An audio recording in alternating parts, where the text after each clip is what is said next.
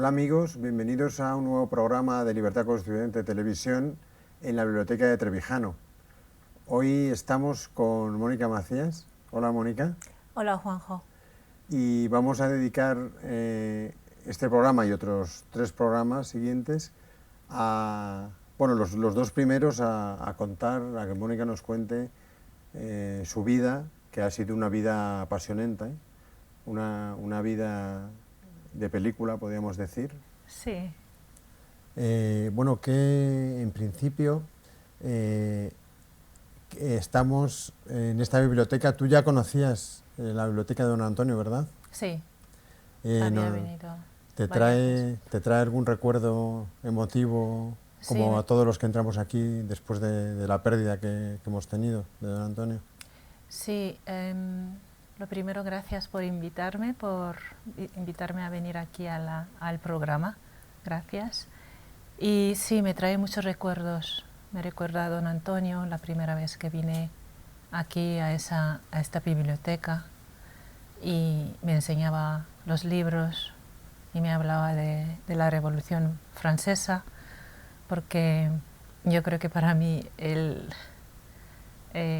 es como, por lo menos, la persona que realmente conoce muy bien la Revolución Francesa en memoria, era don Antonio. Entonces en este sitio me solía hablar, me contaba sobre la Revolución Francesa. Así que me trae muchos recuerdos. Muy bien.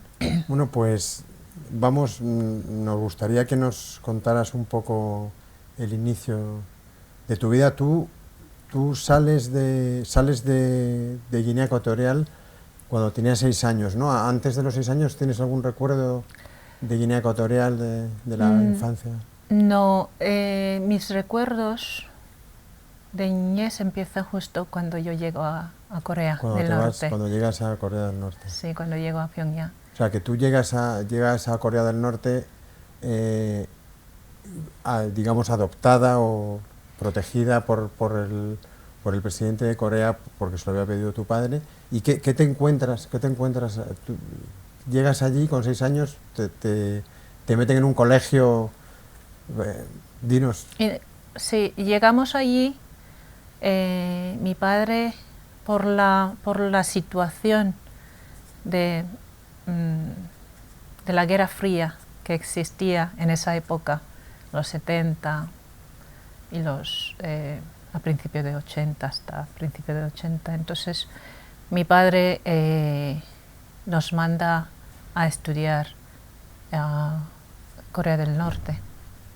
Y en esa época también había muchos guineanos que se iban a estudiar en Corea del Norte, y no solamente Guinea Ecuatorial, sino otros países africanos. Había muchos que iban a estudiar en Corea del Norte. De hecho, conozco muchos africanos que estudiaron en Corea del Norte, como de Benín, Ghana, Tanzania, y todos iban allí a estudiar, pero porque en esa época Corea del Norte estaba junto a China y Rusia, estaban ya demostrando interés en África y apoyaban mucho los países africanos, y eso es una parte, digamos, origen por la que mi padre decide mandarnos a Corea del Norte a estudiar. Sí, luego hablaremos un poco más más adelante de las relaciones internacionales. Pero tú cuando estás en Pyongyang te ingresas en un colegio, digamos, de élite, que es para formar futuros oficiales y funcionarios, ¿no?, del régimen sí. de Corea del Norte, ¿verdad? Sí, Kim Il-sung nos manda, después de unos cursos, un curso de coreano breve en un colegio normal, él decide mandarnos a colegio internado militar. Y este colegio se fundó en principio para los hijos de la gente, de los militares que habían luchado contra invasión japonesa con Kim Il-sung. Entonces, todos esos niños se quedaron huérfanos de padre. Entonces Kim Il-sung funda ese colegio para ellos.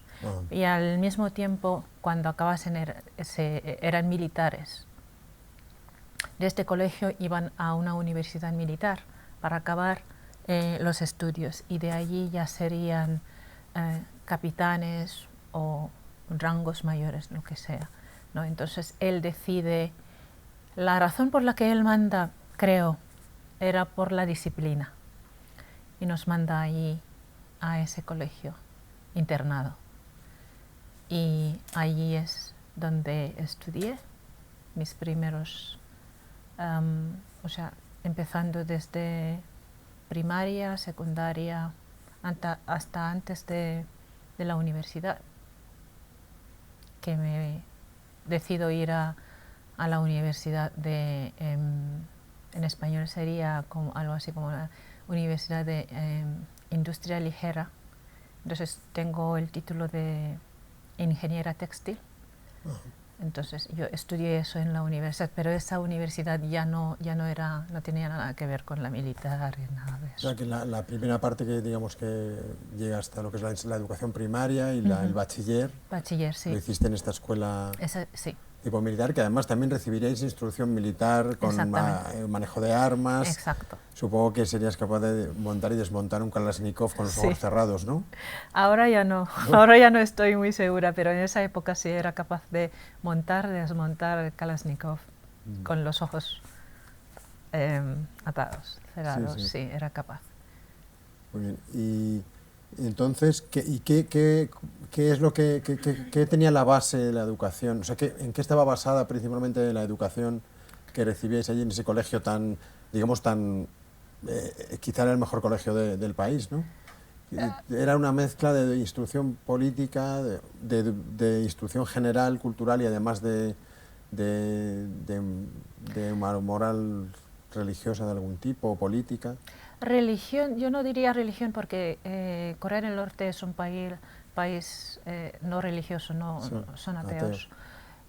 Por lo tanto, religión no, bueno, antes solían serlo, pero cuando Kim Il-sung funda el país, él se convierte en un país comunismo. En Occidente lo llaman comunismo, pero ellos mismos se llaman a sí mismos socialistas, ¿no? Sí. Entonces funda el país y había una abolición de religión, porque había cristianos y luego budismo, pero él todo se abole y abolirlo y no existe, son ateos ahora. Y entonces este colegio es más bien, yo diría es más bien, todo se trata son militares porque el objetivo es criar a los militares de rango superior con intelectuales, estrategistas, ¿cómo se dice en español? Sí, estrategas. Sí. Gracias. Estaba enfocado a los futuros mandos del ejército, ¿no? Exactamente. Entonces era más enfocado en la disciplina y también yo diría se daba mucha importancia en lo que es la jerarquía, como militares que son. Y esa jerarquía no solamente porque sean militares, pero también la sociedad coreana en sí está muy arraigada al confucianismo. Y el confucianismo es la jerarquía sobre el respeto a los mayores, la edad, se respeta bastante y estaba muy enfocado a eso, ese colegio. Eso es lo mayor, más que la política ni nada de eso. Pero obviamente cuando graduasen y terminasen estudios, obviamente se iban a dedicar la política del país, defenderían la política del país, pero en principio cuando estaban en el colegio no había nada de enseñanzas de política, era un colegio normal donde enseñaban matemáticas, historias, todo, química, biología, Sí, biología. biología, Ciencias naturales. ciencias naturales, entonces, y ahí añadían, cuando te ibas haciendo mayor, añadían, por ejemplo, estrategias militares, y luego ya iban enseñando armas, cómo funciona el arma, cómo tratarlo. Se trataba más de eso. O sea que de la parte del marxismo, leninismo, etcétera, no incidían demasiado, ¿verdad? No demasiado, no. Eso más en filosofía, pero eso yo ya en la universidad estudié más la ideología, filosofía del confucianismo, marxismo, comunismo, capitalismo, y eso ya era en la universidad. Pero mientras estaba en este colegio internado, no. Muy bien. Luego decides, cuando ya te gradúas en el colegio, Sí. pues empezar una carrera en la universidad. Sí, Y decides hacer esa industria textil. sí. ¿Y en la universidad qué notaste un gran cambio? Claro que sí, era como... yo sé que va a sonar raro para mucha gente que no conoce en Corea del Norte. Para mí era libertad de estar en un colegio militar internado donde todo es disciplina al milímetro, no puedes mover sin permiso del superior o lo que sea, no puedes hacer nada. De repente vas a la universidad, esa que no es militar, era lo más grande para mí en esa época. Para mí era, wow, por fin soy mayor, por fin soy libre. Y en esa época que estabas en la universidad, ¿es la primera vez que saliste de Corea del Norte? Desde que estabas allí, ¿saliste? Cuando estaba estudiando en esa universidad. Sí, una vez que vivías en Corea del Norte, hiciste un viaje a China, si no me equivoco, cuando ya eras universitaria, ¿no? Sí. Sí, era el segundo año de la universidad. Viajo cuando estaba en la universidad, empecé a verme muchos estudiantes extranjeros que venían. Habían rusos, habían todos países europeos del este, habían muchos también, checos, sí, polacos, y también habían africanos, como he dicho antes, y chinos, habían muchos chinos también que venían a estudiar. Habían intercambio de programas entre esos países de bloque comunista. Sí. Entonces, y también habían sirios. Y pasó una vez, claro, empecé a estar en contacto con ellos. Ellos vienen de fuera, que tienen más información de fuera. Entonces empezamos a hablar y en contacto con un sirio, o con los amigos sirios estudiantes. Y un día pasó después de clase por la tarde en el hotel donde todos los estudiantes estábamos viviendo. Una tarde ese amigo sirio se sentó encima de un periódico coreano, el principal. Entonces, la mayoría, bueno, todos los periódicos coreanos llevan la foto de Kim Il-sung en frontal y luego empiezan a escribir, el artículo empieza. Entonces, el periódico estaba encima de la mesa y él se sentó encima. Entonces yo digo, tú no puedes hacer eso, está prohibido hacer eso. Y digo, ¿por qué no? Yo hago lo que me da la gana. Y digo, no puedes hacer eso porque está la foto de Kim Il-sung. Y digo, dije, entonces él me dice, ¿y a mí qué? Él a mí no me da de comer. Y eso fue como no entendía cómo él podría hacer eso, cómo él podía decir eso. Fue un choque grande. Entonces yo me enfadé y él dijo, claro, porque tú has crecido aquí, no entiendes. Y luego se marchó. Y esa pregunta no me dejó dormir. ¿Qué ha querido decir ese amigo sirio? ¿Qué quiere decir? ¿Y qué hay de malo de crecer aquí? Yo no lo entendía. Porque él lo dijo en un tono como que, porque creciste aquí, como tú no sabes. Entonces ya me entraba la duda, quería saber, quería salir. Y entonces en las vacaciones decidí ir a China. Y me fui a China y fue mi primer viaje después de llegar a Corea en 79, era la primera vez, estamos hablando, mi primer viaje era 89 o 90 por ahí. Entonces ese viaje fue un revelador para mí. Además pasó nada más llegar a Beijing. Llegó a Beijing, no hablaba bien el chino en esa época, solo hablaba inglés y necesitaba buscar un camino para llegar a la embajada, porque tenía un primo que estaba de embajador allí, pero le había dicho que yo voy a visitarte, pero no vengas a buscarme porque yo quiero ir por mi cuenta, quiero descubrirlo. Entonces intentaba parar a la gente, a los chinos que pasaba, para que me indicara cómo ir a esa dirección donde estaban las embajadas.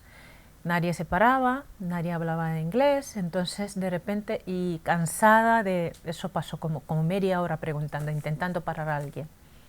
Y pasó, ya cansada, decepcionada y todo, vi que pasó un blanco con las mochilas detrás y digo, este tiene que hablar inglés, seguramente. Entonces le acerqué y le pregunté, ¿hablas inglés? Digo, claro.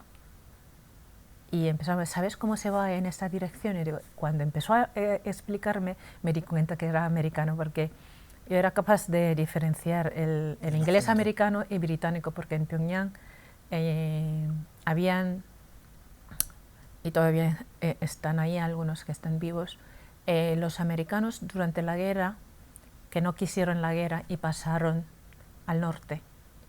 Y con ellos yo solía practicar inglés. Entonces yo conocía bien el acento americano y luego el británico, porque hay un colegio de idiomas donde estaban profesores británicos y también conocían a ellos. Entonces yo era capaz de diferenciarlo. Y cuando me di cuenta que era americano, me puse nerviosa, miedo, todo. Me vino en la cabeza lo que había estudiado en la historia en Corea, la historia de Corea, de la guerra. Como si los americanos fueran demonios. Demonios. ¿No? Entonces, miedo del miedo, las manos se me sudaban y empecé a dar marcha atrás y quería correrme. Entonces él me dijo... Escapaste, ¿no? Sí, sí. Y él me dijo, pero ¿por qué te vas? ¿Qué te pasa? ¿Qué te he hecho? No, párate, solo quiero ayudarte.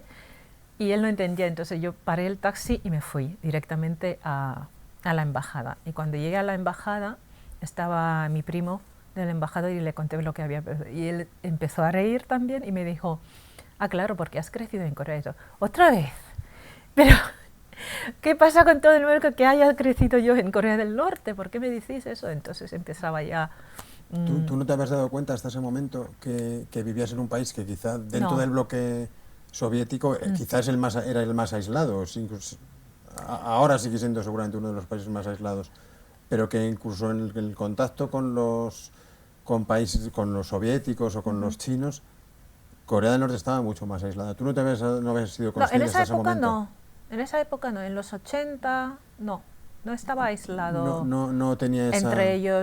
Entre ellos había comunicación, es que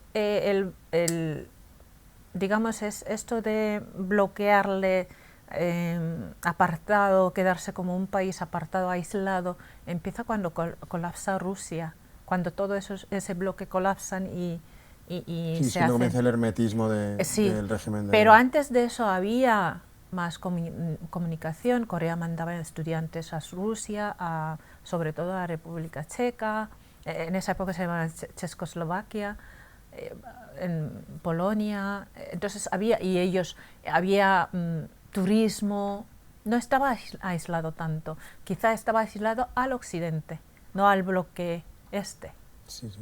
Entonces, claro, por eso para mí era más fácil acercarme al ruso y llevar una conversación normal que yo acercar a un americano, que entonces yo, para mí, por las razones de estudios de la historia que había hecho y normal, después de la guerra, de lo que pasó, Y entonces para mí el americano era un demonio, para mí en ese momento. Y no lo entendía, claro. Y todo el mundo, cada vez que contaba eso, todo el mundo, como mi primo, me decía, porque tú has crecido allí. Y luego, a medida que continuaste en la universidad, fuiste siendo consciente de... Empiezo a cuestionar todo. Te entra, digamos, un deseo de salir un poco de Corea, ver el mundo como es, si coincide con lo que te habían contado. Claro, después de ese viaje, que es como un arranque del motor de cuestiones, yo empiezo a cuestionar. Cuando vuelvo de China, porque fue vacaciones de 15 días en Beijing y luego vuelvo para los estudios, es cuando empiezo a cuestionar todo. Hago muchas preguntas, cuestiono por qué mis amigas, por ejemplo, no pueden viajar libremente fuera del país, por qué necesitan tanto permisos. Empiezo a cuestionar mucho. Bueno, pues entonces en Corea del Norte ya te acabarás tu etapa universitaria. Y ya en nuestro próximo programa seguiremos hablando de tu siguiente etapa por el resto del mundo, en Inglaterra, en España. Pero bueno, eso ya lo dejamos para nuestro siguiente capítulo. Ahora, aunque nos ha parecido muy, muy breve, la vida de Mónica es tan apasionante que nos ha parecido que nos falta el tiempo para contarla, pero a ello le dedicaremos al siguiente capítulo. Pues muy bien, muchas gracias, Mónica, y De en el nada. siguiente programa De nos acuerdo. vemos. De acuerdo. Un abrazo, amigos.